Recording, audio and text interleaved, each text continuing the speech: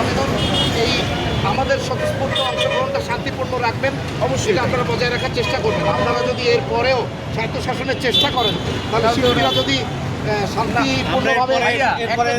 শান্তিপূর্ণভাবে যদি এটা করার চেষ্টা করে, তখন জাতির কাছে আপনারা মুখ দেখাতে পারবেন। কাজ তো করবে শিল্পীরা, রাইট? শিল্পীরা যেই সেক্টরে কাজ করবে সেটা নির্ধারণ করবে শিল্পীরা।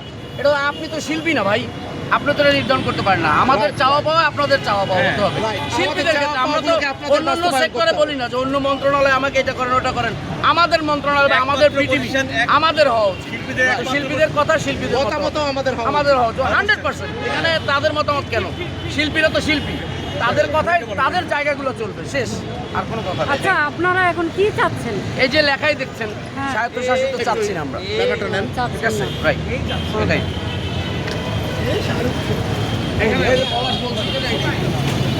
আসসালামু আলাইকুম। আচ্ছা, এই যে বিটিভি আমাদের গর্বের কাঠামোর পরিবর্তন, এই যে স্বায়ত্তশাসিত, হ্যাঁ, এটাই চাচ্ছি আমরা। আপনারা এটার জন্যই মানববন্ধন।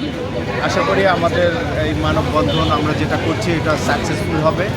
আসলে কর্তৃপক্ষ যদি বুঝতে পারে যে আসলে আমাদের প্রয়োজন কতটুকু, আমাদের কার্যকলাপের প্রয়োজন কতটুকু, এটা বুঝতে পারলেই আমরা রেসপেক্টেড ফিল করব।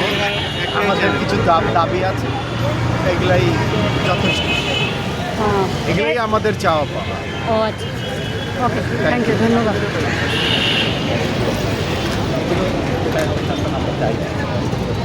আমরা চাই এই প্রতিষ্ঠানগুলোতে আমাদের শিল্পীদের প্রতিনিধিত্ব থাকে এবং শিল্পীদের সমন্বয়ে একটা দরকার কমিটি হবে। সেই কমিটি নির্ধারণ করবে, সেই কমিটি ডিসিশন নেবে যাতে কোনো রাজনৈতিক প্রবণতা না হয় বা রাজনৈতিক নেতৃত্ব এখানে খবরদারি না করতে পারে।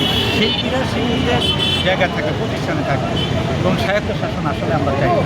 আমরা চাই একটা সরকারি প্রতিষ্ঠান হিসেবে থাকা এবং শিল্পীদের প্রতিনিধিত্ব থেকে একটা শিল্পীর সমন্বয় এবং বিশেষজ্ঞ সমন্বয়ে একটা কমিটি গঠন করা হোক, বিরাট কমিটি। যে কমিটি দেওয়া হয় যেখানে থাকবে সঙ্গীত শিল্পী, যন্ত্রশিল্পী, কবি, সাহিত্যিক, বুদ্ধিজীবী সমন্বয়ে একটা কমিটি তৈরি করা হোক। যে কমিটি ডিসিশন নেবে অনেকে টেলিভিশন কীভাবে চলবে।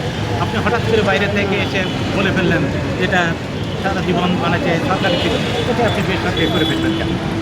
বেসরকারি করতে গেলে আগে তো শিল্পীদের কাছে জানবেন, শিল্পীদের মতামত জানবেন। আমরা চাই শিল্পীদের মতামতটা আগে নিয়ে আসতে সবার আগে। কমিটিটি না দিয়ে কেন আপনাদেরকে এই মানববন্ধনে নামতে হলো, সে বিষয়টি বলবেন।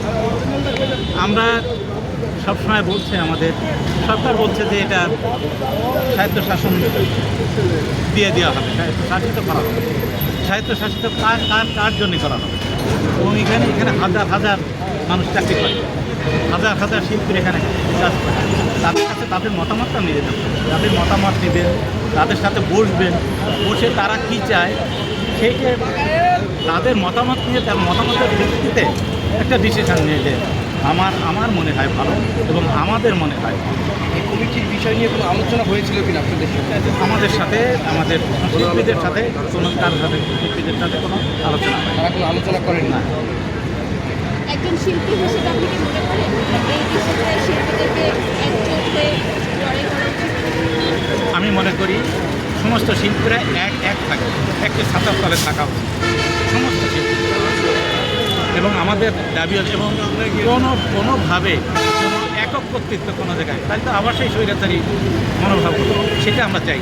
আমরা চাই শিল্পীদের প্রতিষ্ঠান শিল্পীরাই চালাক, শিল্পীদের দ্বারা পরিচালিত। আমরা জানি শিল্পীরা স্বৈরাচারের দিকে থাকে না, আওয়ামী লীগ দিকে থাকে না, তারা তো ভিন্ন টাইপের থাকে, তারা তো কোনো রাজনৈতিক বা রাজনৈতিক শিল্পীরা তো কোনো রাজনৈতিক দলের ইয়ে থাকে না। মতাদর্শ বিভিন্ন রকম থাকতে পারে, কিন্তু শিল্পী তো শিল্পী।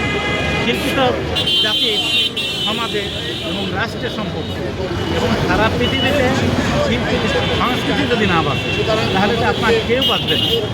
একটা দেশের মেন জিনিস দাঁড়িয়ে থাকে, একটা বিল্ডিং দাঁড়িয়ে থাকে যেমন তার নিজস্ব ভিত্তির উপরে, ঠিক মানে যে একটা প্রতিষ্ঠান মানে বাংলাদেশটা দাঁড়িয়ে আছে এই শিল্পী সাহিত্য সংস্কৃতি এর উপরে নির্ভর করে। আপনি একটা দেশের কত বড় পজিশনে যাবেন তার সব কিছু নির্ভর করে এই শিল্পীদের উপর। যে দেশের সংস্কৃতি যত বড় সে দেশে তত বেশি উন্নতি হবে। আপনার দেশের সংস্কৃতি উন্নতি করবেন, আপনি শিল্পীরা না খেয়ে থাকবেন, আপনি শিল্পীরা কিছুই বলবেন না, এটা হবে না। Thank you